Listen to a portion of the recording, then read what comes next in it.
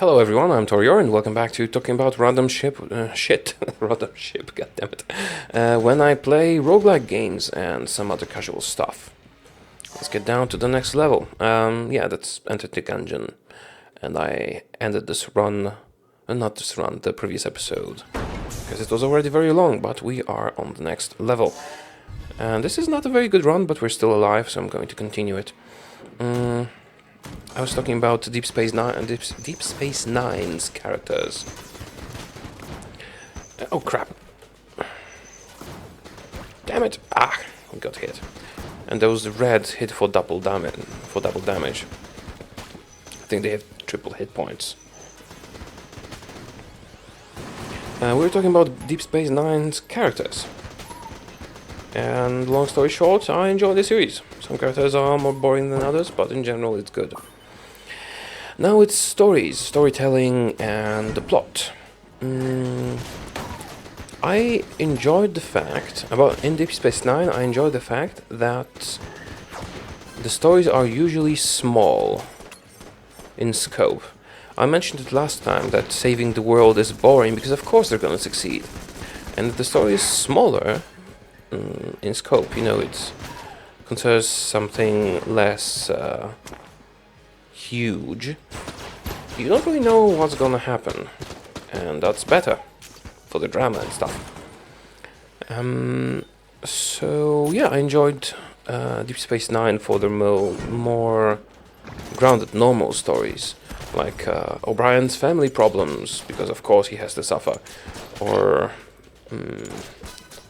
Bashir's being genetically enhanced, and how that will play out for everyone.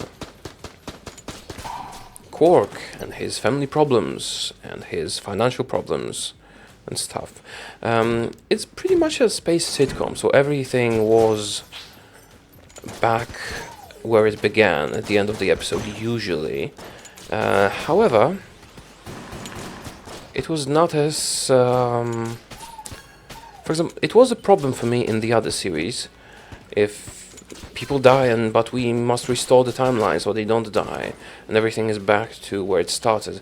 In Deep Space Nine it was a bit better because I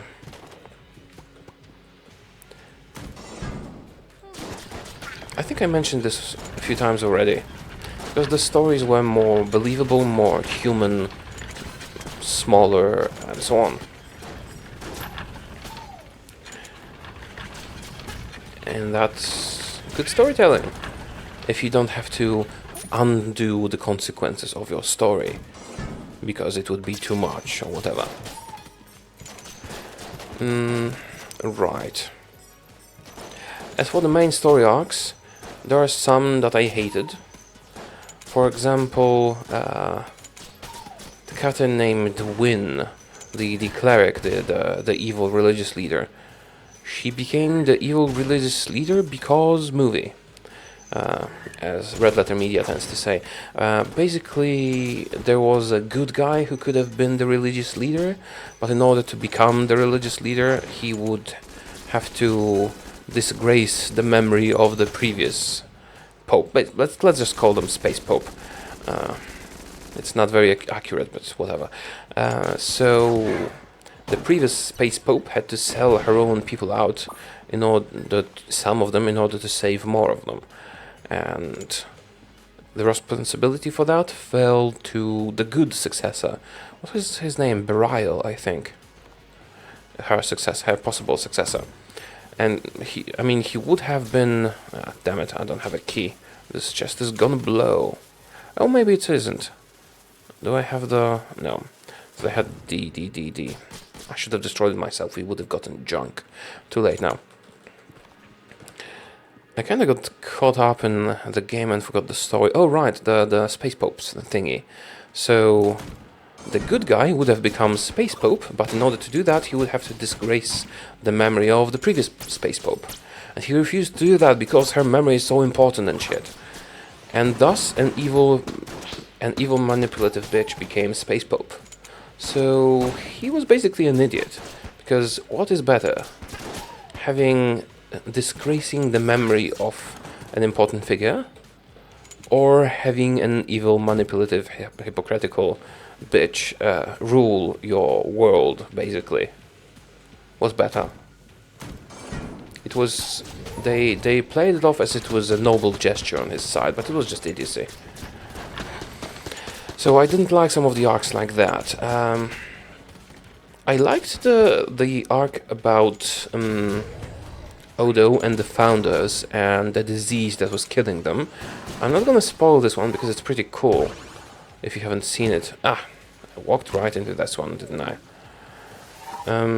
So yeah, that was a pretty decent story.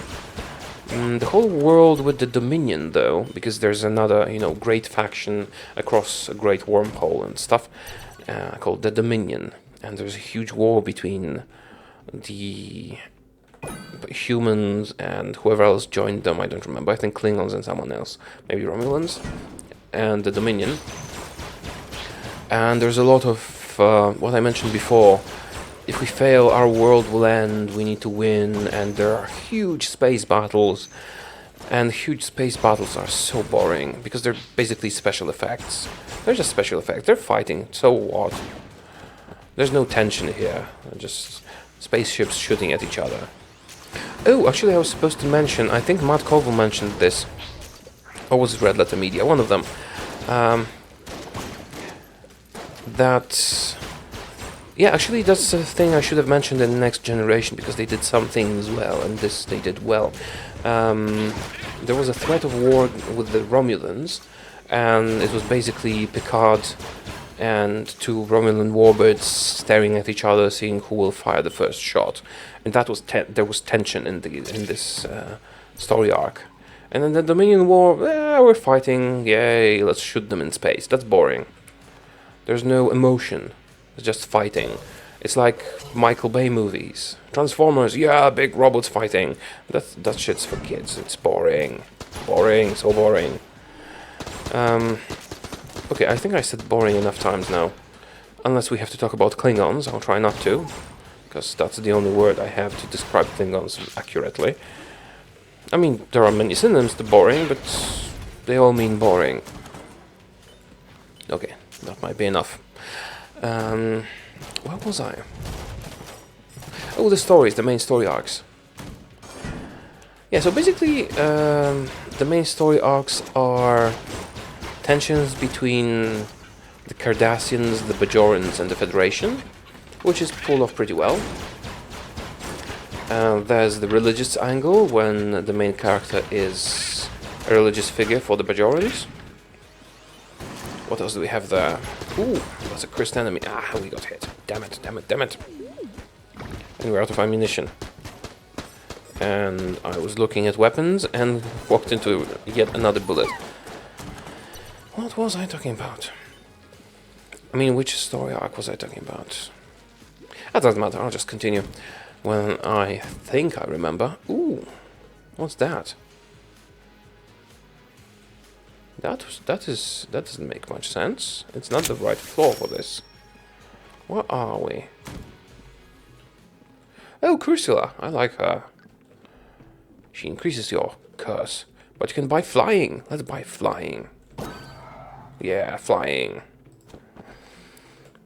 Right, so, story arcs, storytelling, and stuff. I think we pretty much covered the main stories. If I forgot something, it means it was not very memorable. Yeah, I mean, there are interpersonal stories, of course. But there are, minor arcs. I mean, those that involve everyone. Oh, and I was also supposed to talk about the baddies of the series. There's Dukat, the Cardassian, that later becomes something more. And there's the evil religious leader, Wynn, Nurse Ratchet. I like them both. They were well done. I mean, he was evil, but with an angle, and she was obviously evil and manipulative and hypocritical, but also revered religious leaders, so everyone knew she was, I mean, all the viewers knew she was evil, but the people in the series didn't know she was evil. I mean, most of them did, at least at the station, but the general population didn't. And the actress was, you know, really good, and so was Ducat. That's why the previous Star Trek movies didn't have baddies. I mean, they did, but they were generic baddies or just the whole species, like, oh, the Klingons are our enemies, or the Borg are our enemies, not a specific character. And introducing a recurring villain was a pretty good move on their part. What is this? Napalm strike. Okay, we're gonna try this out. So yeah, I enjoyed this aspect of Deep Space Nine quite a lot. But the thing that was most endearing to me, the thing that I would say made this a series I enjoyed, was all the side stories and all the minor problems, you know, not world-ending problems. Like Quark has a strike in his establishment, and that's cool because that's a realistic problem.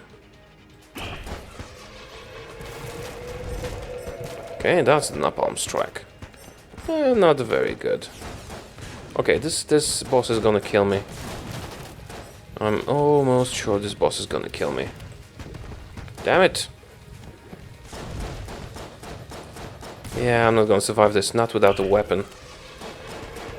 I'm down to 1 HP. I'm not good enough at dodging to deal with him with just my basic pistol. The marine sidearm or whatever. Sooner or later I'm gonna get hit by one of his attacks. Like this. Or this. Oh, they bounce back. Shit. Oh, maybe I can survive this. I don't think so, though. Oh, crap. Damn it. Yeah, I dodged in the wrong direction and I'm dead. Okay, you know what? I don't want to start a new run in this episode, in this video. So I'm going to just talk about random stuff for a while longer to not make it very short, but it's still gonna be pretty short. Should I start a new one right now? Whatever. Let's start a new one right now. It would have been too short. So yeah, recurring bodies and small scale stories that you actually care about because there are real people. Well, not real people, but people that feel real are involved in them. What's that? Gundrometa strain. Interesting. You don't have enough cash for that. Right. Real people involved, realistic stories. Well, not really realistic because they're in space. But who knows? In a few hundred years, who knows? So that is pretty much what made it enjoyable. What I hated about Star Trek The Next Generation and Deep Space Nine is the overlapping. I mean, I didn't have a problem with overlapping, but the creators of the series assumed you were watching both of them at the time they were being released.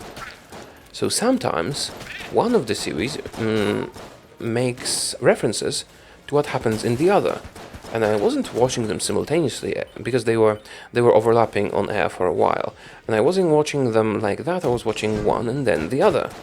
So that was not cool.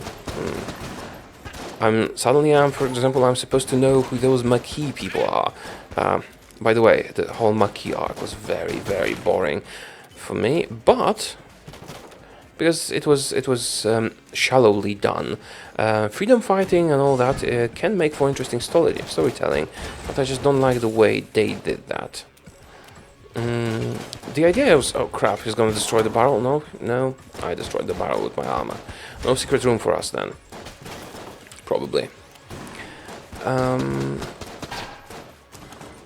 just didn't like the Maquis arc for some reason. I mean, the assumption is good, you know, freedom fighters and so on, abandoned by their people. Are they good or are they bad? And that sort of thing.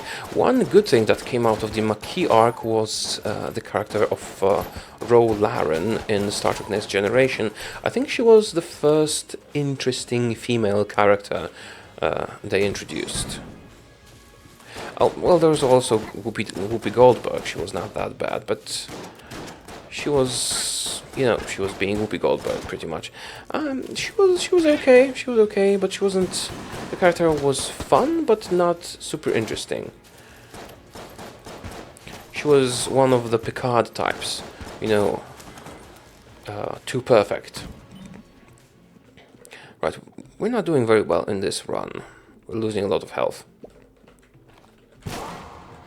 Checking for secret rooms, no secret rooms. I need a chest with a weapon. So yeah, the character of Rolaren was actually a good one. Did I miss anything about Deep Space Nine? Oh right. There was each of those. Each of the Star Trek series has their flaw. If they're out of ideas, they revert to the. I don't like this gun. They go to the holodeck, or they go to something equally boring and bland. In Deep Space Nine, there wasn't that much of it. Although there was holodeck and holosuites and all that.